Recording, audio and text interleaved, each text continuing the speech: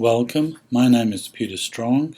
I'm a professional online therapist. I specialize in mindfulness therapy and I offer mindfulness therapy via Skype for overcoming anxiety and depression without relying on medications. So medications have their place, but it's really important to understand that medications cannot change the underlying cause of your anxiety or depression. The medications are designed simply to treat symptoms. So that is not a good long-term strategy. You are far better to spend your time and efforts in trying to change the underlying psychological cause of your anxiety or depression. The underlying psychological cause of emotional suffering, whatever form it takes, is generally in the form of reactive, habitual formations that keep reoccurring when the conditions are right. So whenever there's an appropriate trigger, it triggers this internal psychological habit, and that habit creates the anxiety or depression. This is what we need to work with, and that's the focus of mindfulness therapy, which I teach online via Skype. It works very well when delivered online because the primary focus is teaching you methods of working with your emotions that you can apply yourself. It's teaching you the tools for working with your anxiety or depression to facilitate healing. And that's the point of mindfulness therapy and other forms of psychotherapy. The primary goal is to heal, is to basically change the underlying cause of that suffering so that you no longer experience anxiety or depression. That's the purpose of good psychotherapy, and that's certainly the purpose of mindfulness therapy. We use Skype so you can see each other.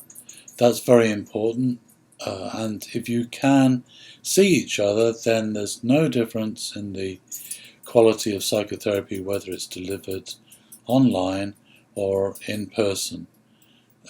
It's not a significant factor.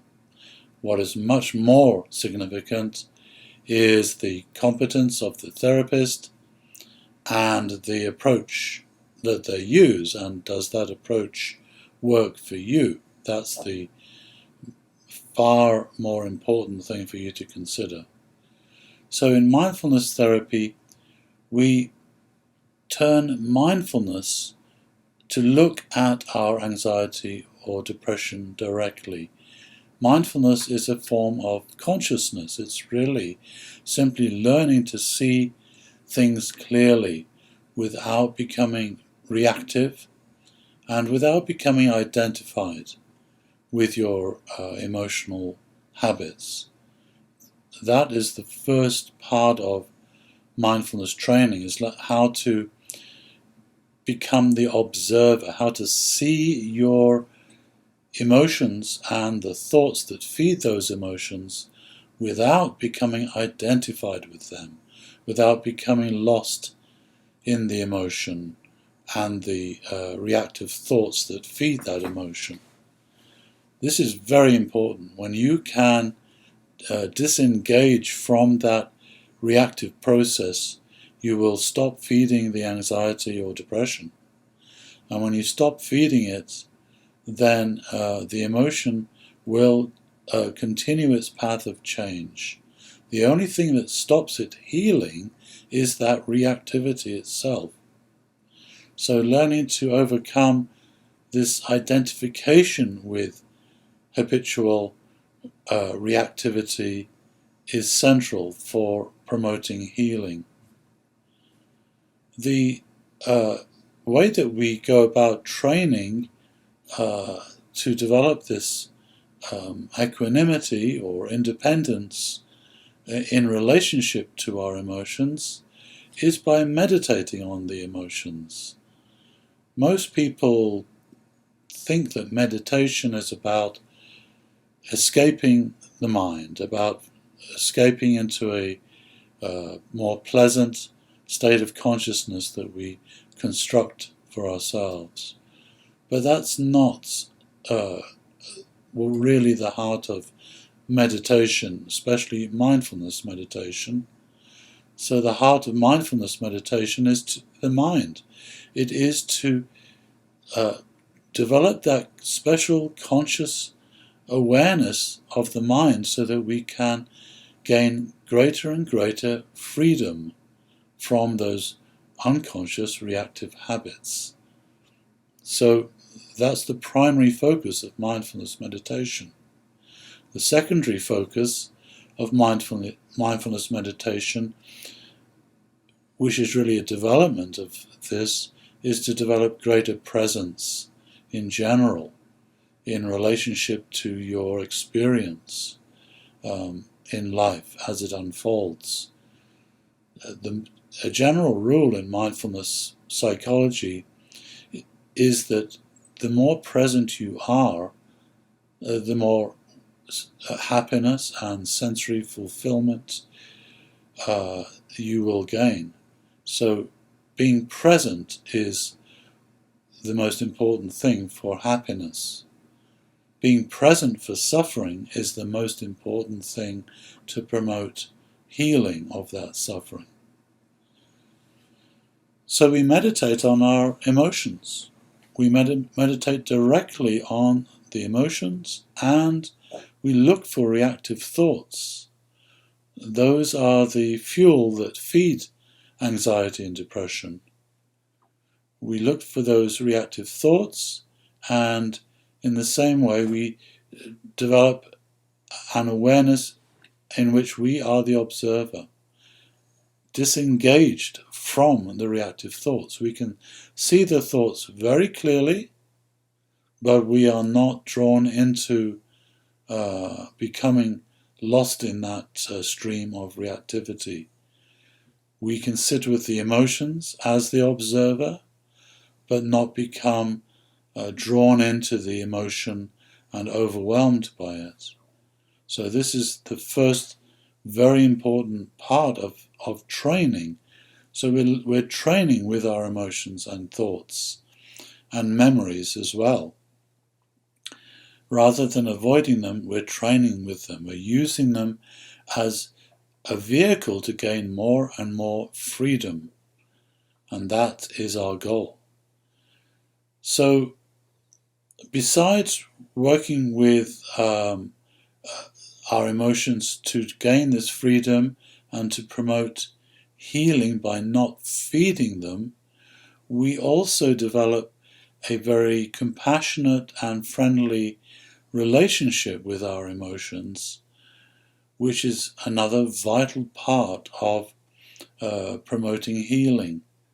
Typically, unpleasant emotions like anxiety or depression or anger or sadness or grief, whatever that emotion might be, typically the problem is that the emotion gets pushed out of the mind. We push it out through a reaction of aversion, of hatred, of not wanting that emotion to be there, of wanting to get rid of that emotion.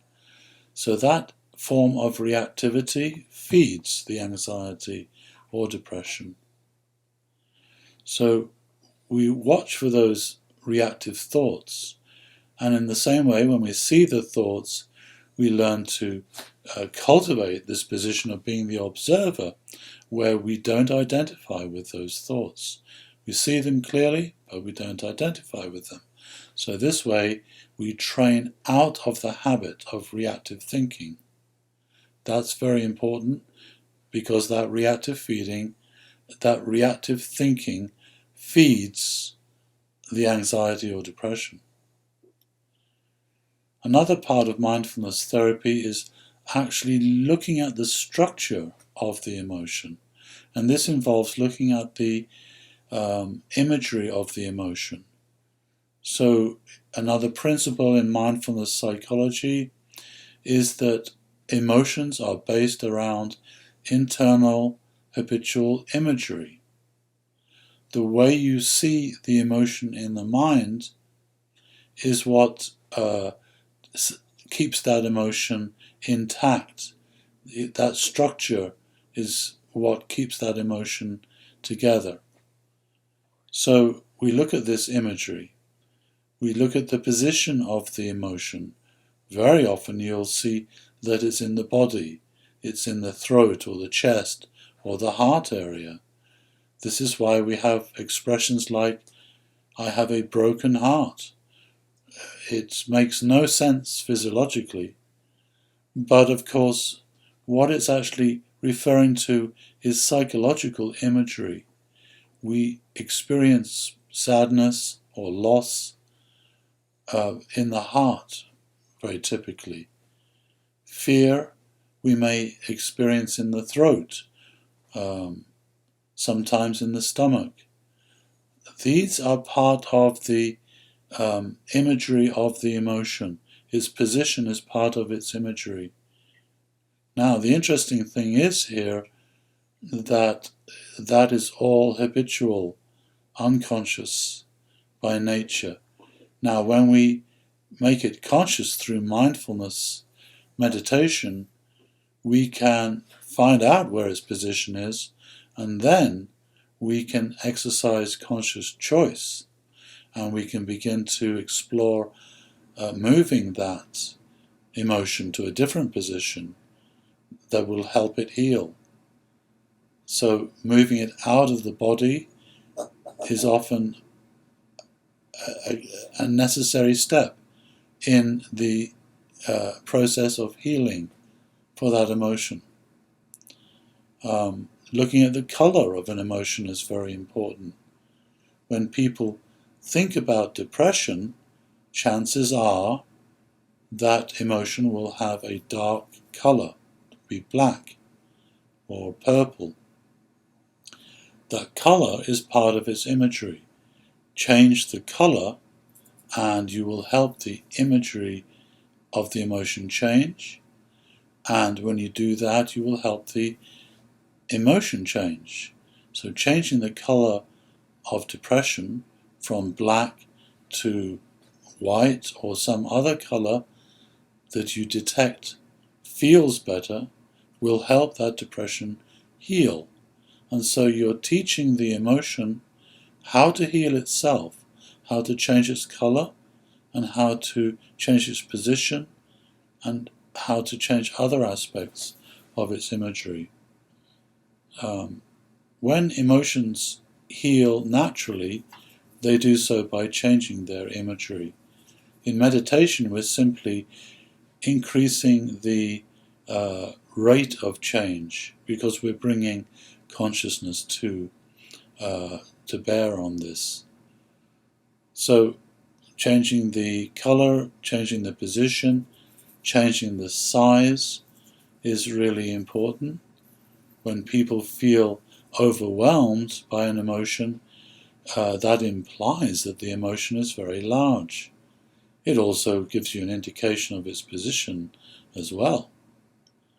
So helping the emotion become smaller is what the emotion needs to do to heal. Lowering its position from a high position to a lower position is what the emotion needs to do to heal. So all these little changes we can explore and should be exploring during our mindfulness meditation, because remember, the goal of mindfulness meditation is healing the mind, liberation from suffering. That's what that statement means. So helping it heal by changing its imagery is a very important part of mindfulness meditation. I will teach you how to meditate on your emotions to facilitate healing.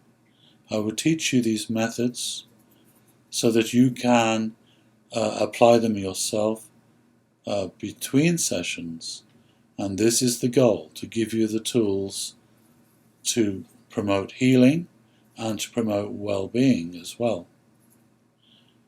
If you would like to learn more about online mindfulness therapy via Skype, simply go to my website and email me via the contact page, and we can schedule a Skype therapy session at a time that works for the both of us.